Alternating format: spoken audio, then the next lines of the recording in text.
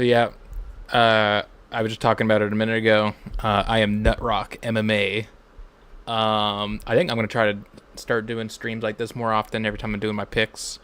Not super impressed with this. The card is actually pretty decent if you're a hardcore fan, but you would think with two fan favorites that I feel like a lot of casuals know that they would go a little harder and maybe try a little better to build up more noticeable names, but they did not do that, I don't think. Consider we're opening with Nicole Cagliari versus Carly Judas. No official odds on the UFC website yet, but Carly's about a 3-1 favorite. She lost by split decision this January. I was just yapping earlier about how I thought she got submitted. Every time I've seen her fight, I've not been impressed. So we'll just go with the favorite. None of them look lesbian, so I'm not gonna pick them based off of that. But we'll go Carly Judas by decision. I don't fucking know. This fight, I believe initially this was Ikram Aliskerov versus Bruno Ferreira.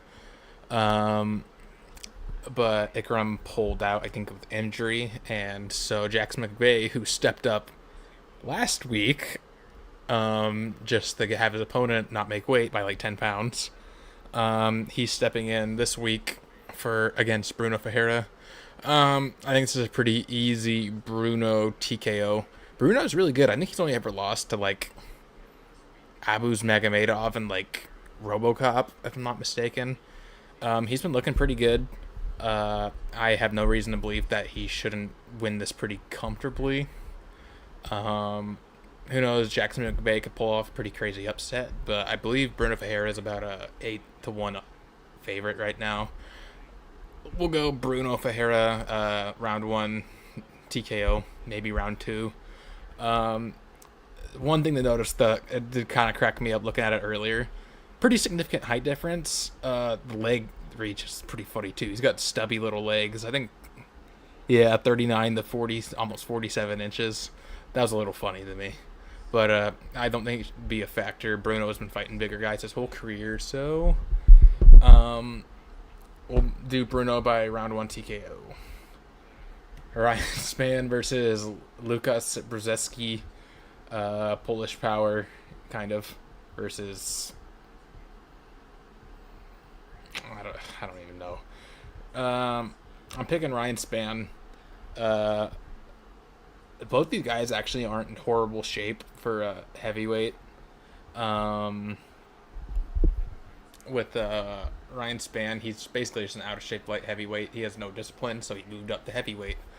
And Lukas Brzeski, I'm surprised is still in the UFC because the dude is like 1-5 or 1-6 in the UFC right now, which is absolutely insane. But I think Spann's a pretty big favorite here. He was a favorite in his last fight too, I think, and then he got his ass knocked out. But I think he'll get it this time. Neither of these guys are very good. Knock him out, and he'll finally be out of the UFC. Unless maybe he won't. Maybe he'll just be a 9-7 heavyweight. You never know. They keep the top of bros around. But yeah, Ryan Spann will go round 2 TKO. He does have good wins on his resume, though. I will say that Ryan Spann, the man, I had Dominic Reyes on his resume. I think he had a pretty good light heavyweight run at one point, but too fat and lazy for light heavyweight, so he wanted to go up to heavyweight. Jimmy Crute versus Marcin Prachniow. Jimmy Crute looked pretty good in his last fight. I thought he could have potentially done enough to win. I know he came out with a majority draw, any means, but I think they kind of young. But Crute's also a pretty big favorite, and I have no reason. I think if he shows up how he showed up his last fight, I think it'll be a pretty. I don't know if he'll finish him though. Scratch now is pretty tough. I think he's gone the decision most of his losses. I'm not mistaken, or maybe I'm thinking of someone else.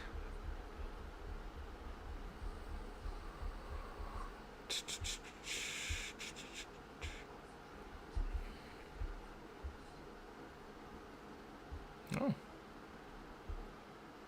never mind.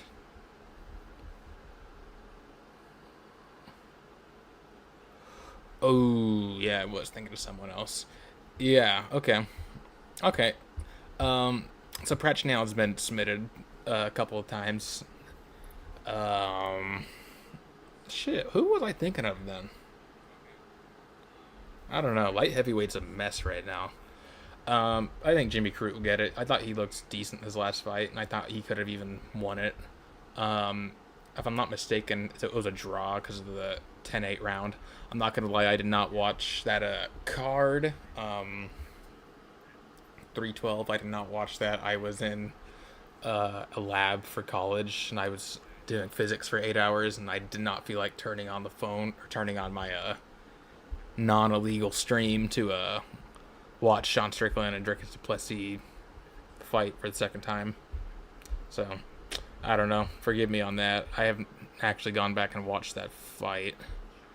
I caught a little bit of it, and then I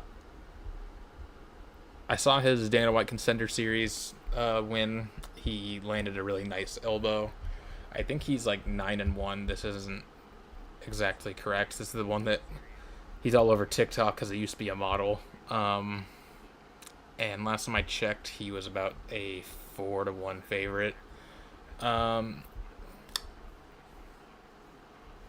don't know. The UFC needs prospects, and I think they will. I think it's a bit of a layup for him too. Oh, I forgot to say. I'll take Jimmy Crute by a decision here, probably 29-28. But I'll take Islam Dulatov by. I haven't seen a lot of his fights on the regional scene, so I could just be the casual here, not doing enough film. I'll have to start doing that more. I'll take Islam Dulatov by late round 2, early round 3 TKO.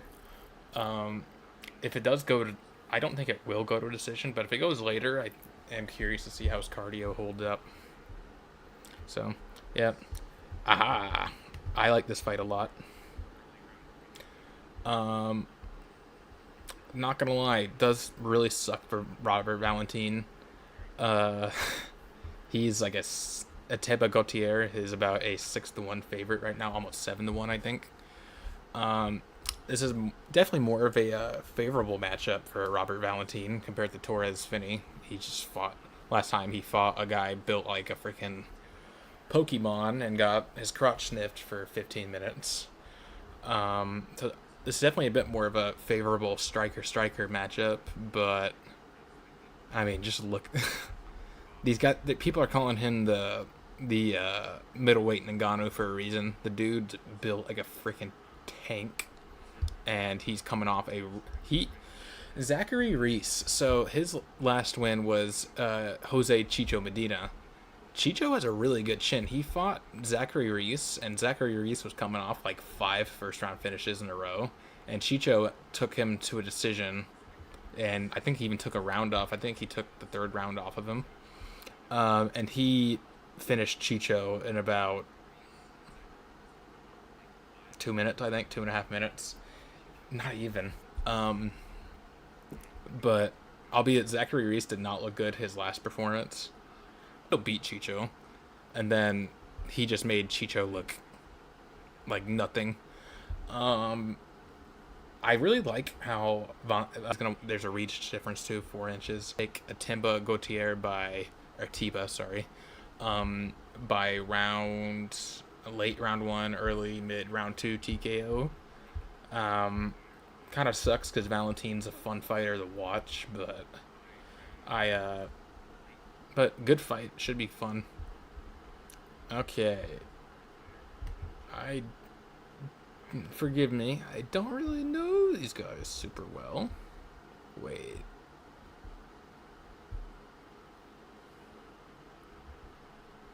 Let me look.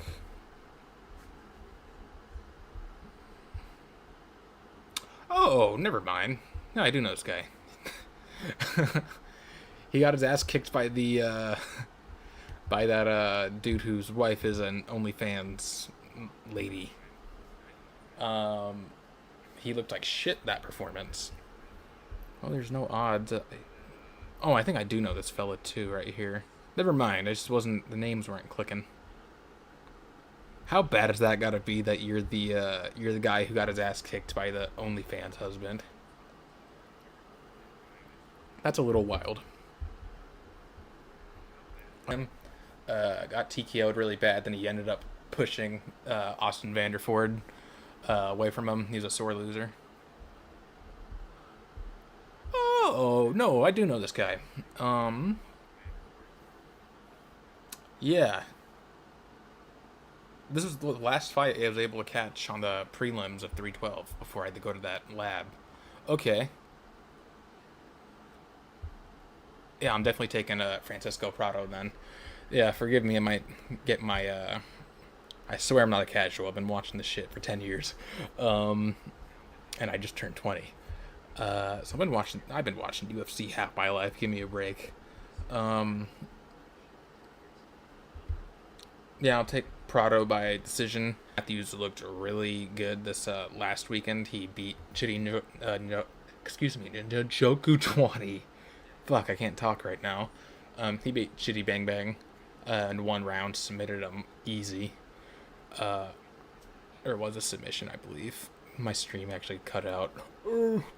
Um, and I haven't really been. I need to be better about that. I probably need to be doing my film more, so I do apologize. Um, yeah, I'll take him by decision, Francisco Prado. Not based on the fact that he's good, more based on the fact that he's dog shit. So, there's that. All right, the blockhead versus blockhead matchup. Marvin Vittori versus Brendan Allen. No odds yet again.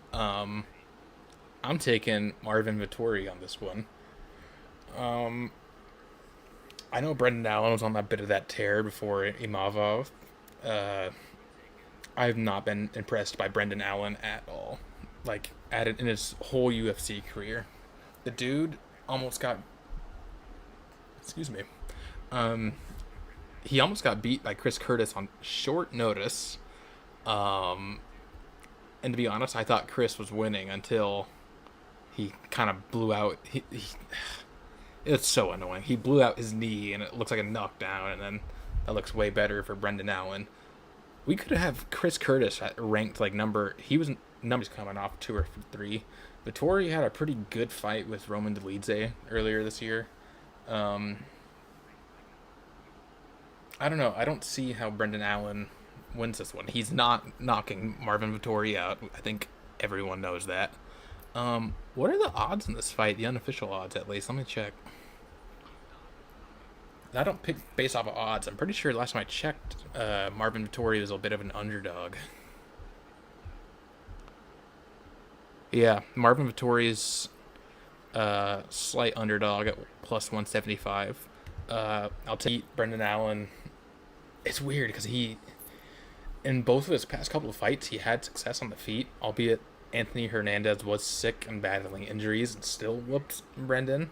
But on the feet, his both of his past fights, he's had success, but he just opts for the grappling, and that's not working for him. It's like he has too much of an ego to keep it on the feet because he's known as the grappling guy. Um, but I think if he keeps it on the, I don't think he's gonna beat Marvin either way. So I'm taking Marvin Vittori by 29-28 decision. All right, Kyler Phillips versus Vinicius Oliveira. I think this has fight of the night potential. Um, I've been a big fan of Vinicius Oliveira. The dude's kind of just a dog. I think he's on like a 5 fight win streak or something. Um, he's just looked really good.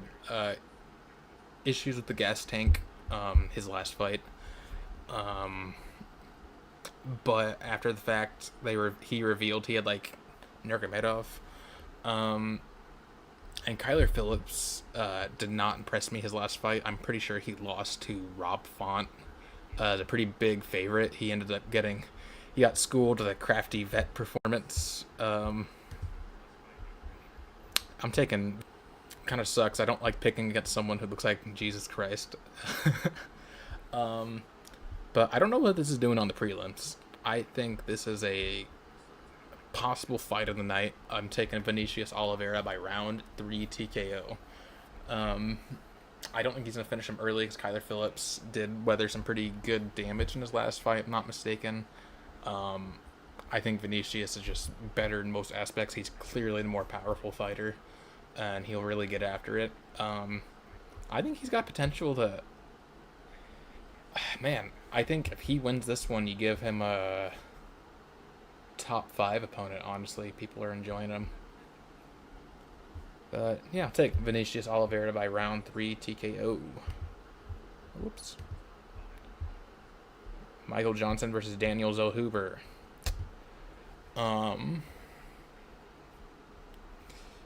This is tricky because, again, it's Michael Johnson. The dude can just. He's funny because obviously he can lose all over the place.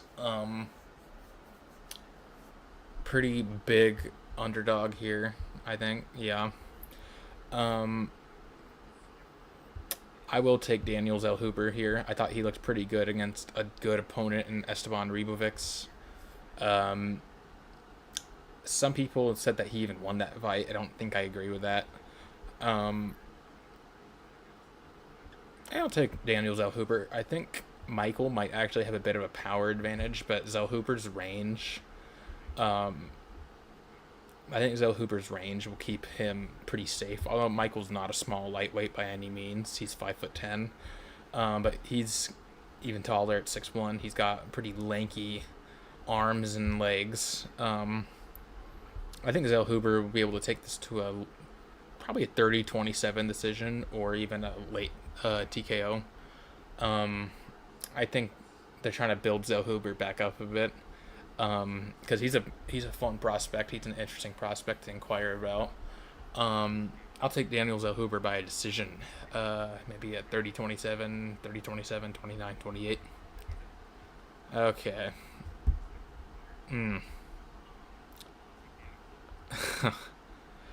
Oh shit, Dan Ige. I forgot this happened. They switched up the rankings and featherweight because they kicked the people who aren't in there anymore out and all that jazz. So Dan Ige actually got a boost up from like number 15 to number 11. I think he's tied 11th with Steve Garcia now. 6-1 right now. I think. Not just being salty because I picked him, but I just think it was a bad stoppage. But Zaire isn't even really that good. I think the odds were significantly. Excuse me. The odds should have been significantly more in Yair's favor. So I'm gonna take Dan Ige by decision. I'll just do a 30-27 all around, maybe a 29-28 in there.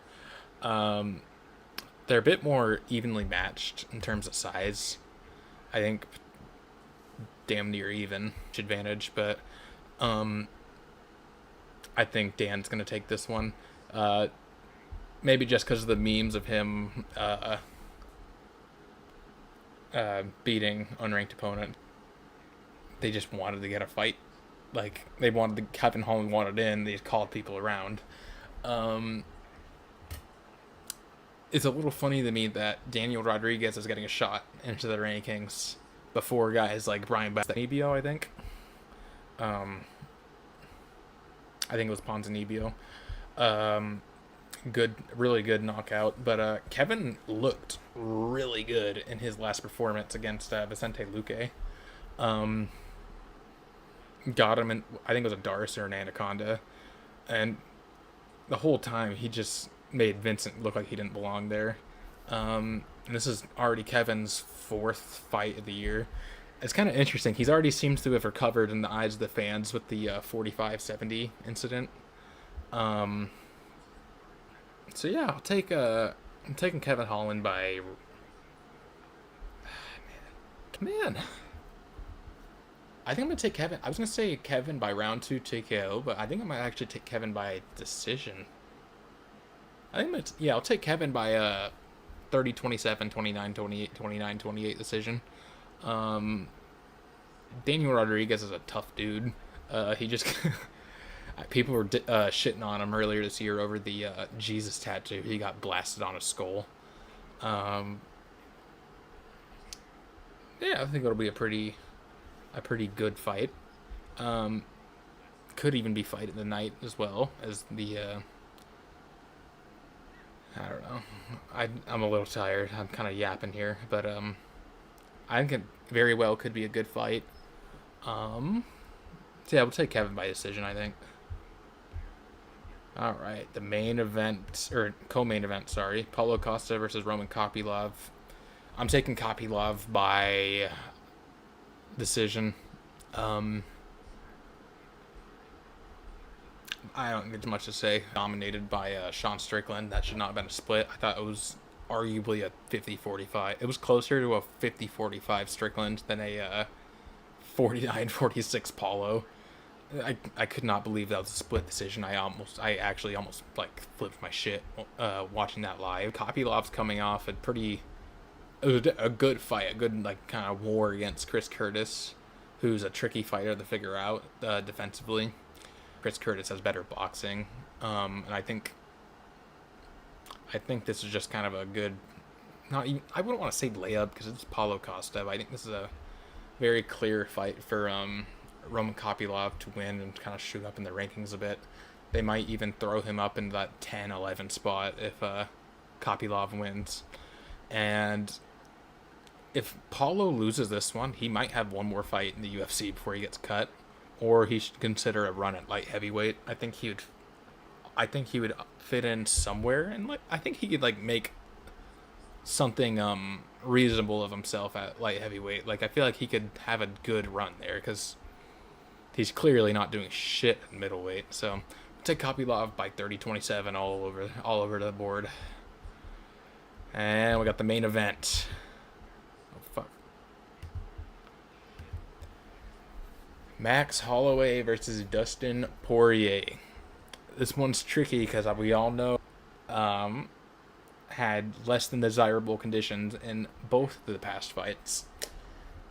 You talk to any Dustin Poirier fan, and I know I'm wearing the Dustin Poirier full violence hat right now, but I'm actually rooting for Max Holloway. I just don't have any Max Holloway merch. But you talk to any Dustin Poirier fan about this fight, they almost always say he's 2-0 against Max. He's gonna win. He's gonna go 3-0. Max has a King Ring 0-3 in trilogies. Yeah. Here's the thing. Max is 0-2 against Dustin. That's not wrong. He is 0-2 against Dustin, but he's had less than desirable conditions in both fights. The very first fight, Max was just getting in the UFC 4-0. Dustin had fights in the WEC, and I think he had 5 in the UFC or something like that. He had several pro fights before Max even got into the UFC and took advantage of that. But the thing is, you can't just use that as your basis on why you're picking Dustin. I'm going up to fight Dustin for the interim. The thing is, Max was on pretty short notice, I think about 4 weeks or so not a full camp. He had no time to bulk up properly to the lightweight division, and even then, he made a fight out of it. I think Dustin did win that fight, but you did have people kind of saying it could have went Max's way. And I mean, he clipped Dustin in that fight a few times. Don't get me wrong, Dustin busted Max up pretty good too, but I feel like in these circumstances where Max is now a true lightweight fighter, I think I'm going to take Max by decision. I think it'll be a close decision, but I think it's going to be a 49-48, 49-48, maybe a 49-46 thrown in there. I'm probably going to lean towards more all over the board 48-47. Fuck me. I'm going to lean across the board 48-47 Max Holloway. Because even if it's close, they have nothing. The UFC has nothing to gain from Dustin Poirier. It is his retirement. If it's close, they might lean Max Holloway anyways.